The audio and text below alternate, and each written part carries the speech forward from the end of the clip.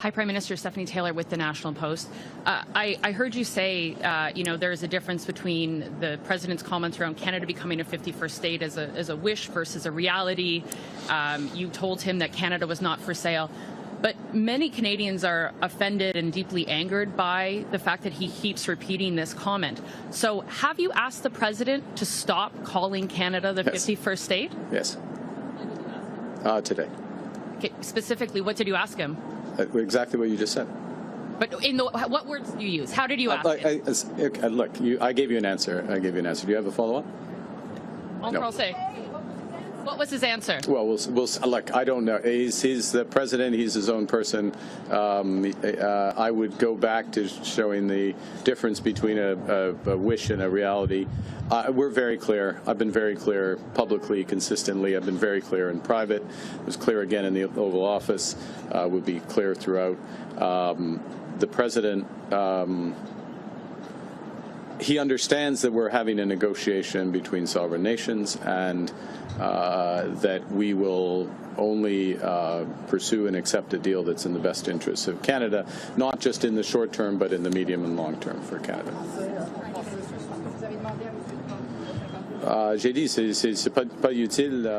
I said that it wouldn't be useful to keep repeating this notion.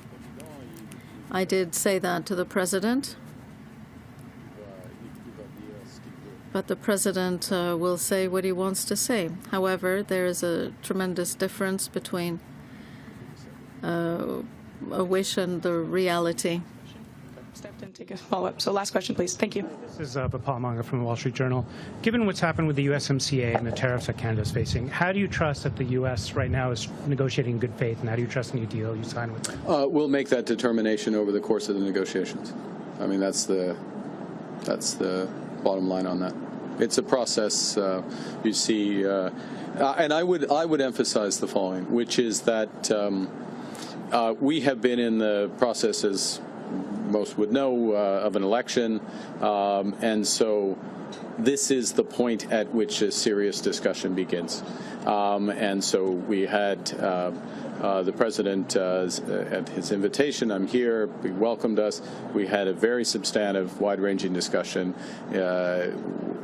with the President, but in the presence of the Vice President, the Secretary of Commerce, the Secretary of Foreign Affairs,